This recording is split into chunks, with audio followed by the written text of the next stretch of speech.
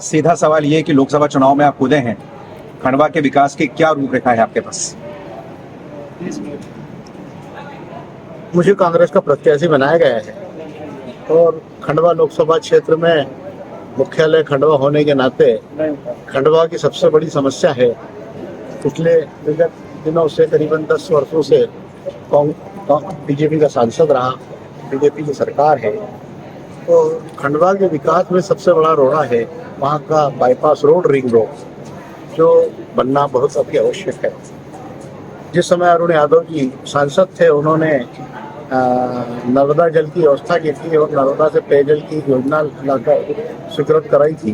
वो योजना को आज तक नर्मदा जी का जल जो है खंडवा के साथियों को नहीं मिल पाया, निवासियों को नहीं मिल पाया है। इसमें सबसे बड़ी चीज़ ये है कि उसमें इन्होंने सरकार बदलने के बाद भ्रष्टाचार करके हल्की क्वालिटी के पाइप लगाकर तो बार बार फूट जाती है। वहाँ पर उद्योग धंधों की बहुत कमी है। जो एक सांसद अपनी पॉलिसी लाकर अगर रखता है खंडवा में, तो निश्चित तौर से उस क्षेत्र का विकास होता है। और ख़ास तौर पे एक हमारा भारत देश कृषि पर आधारित है और कृषक का जब समय आता है, कृषक की फसल उसके घर पर आती है, उस समय उसको भाव नहीं मिल पाता। समर्थन मूल्य की बहुत बड़ी समस्या है, जो विगत 10 वर्षों से समर्थन मूल्य के निर्धारित नहीं हो पाता। योजना है, उनके पास नियम है, लेकिन उसको समर्थन मूल्य में घोषणा नहीं की जाती और की भी जाती है तो बहुत कम की जाती है। क्योंकि कम करने से, जैसे आज की तारीख में इन्होंने विधानसभा में 2700 रुपये गेहूं की कीमत समर्थन मूल्य किया था, लेकिन आज तक वो लागू नहीं किया गया। लागू जब होगा तब गेहूं समर्थन मूल्य से बेचेगा। जैसे सोयाबीन है, कपास है, गन्ना है, इस इन चीज़ों को, फसलों को देखा जाए, खास तौर पे हमारे लोकसभा क्षेत्र में कपास, मिर्च और इन चीज़ों का उत्पादन होता है, मूंग का उत्पादन होता है, इन चीज़ों का उत्पादन होता है। समर्थन मूल्य होना चाहिए। नरेश जी, मैं ये पूछना चाहता हूँ कि कांग्रेस को टिकट डिक्लेयर करने में 1.25 महीने की देरी क्यों लगी, क्या कारण रहा? देखो, ऐसा है कि पूरे भारत के हर लोकसभा क्षेत्र के टिकट वितरण का रहता है और पहले दौर में 11 टिकट कर दिए गए थे। दूसरे दौर में उन्होंने 10 टिकट कर दिए थे।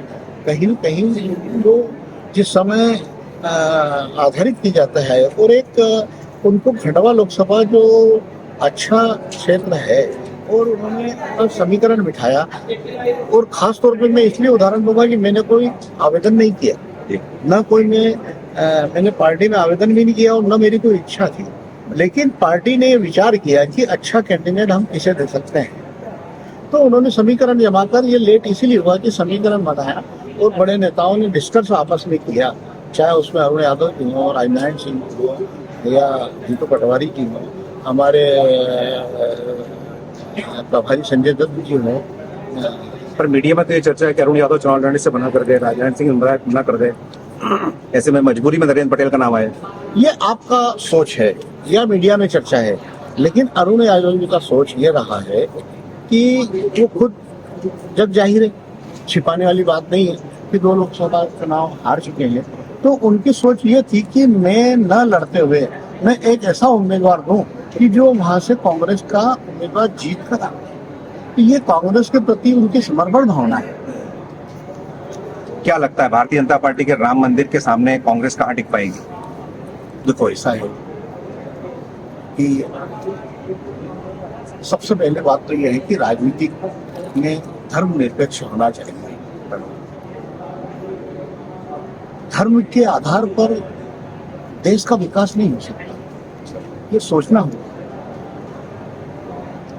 धर्म अध्यात्म की ओर होता है। मैं हिंदू हूँ, मैं धर्म को मानता हूँ। हर एक इसमें प्रत्येक गांव में राम मंदिर है। अयोध्या में भी राम मंदिर का निर्माण हुआ।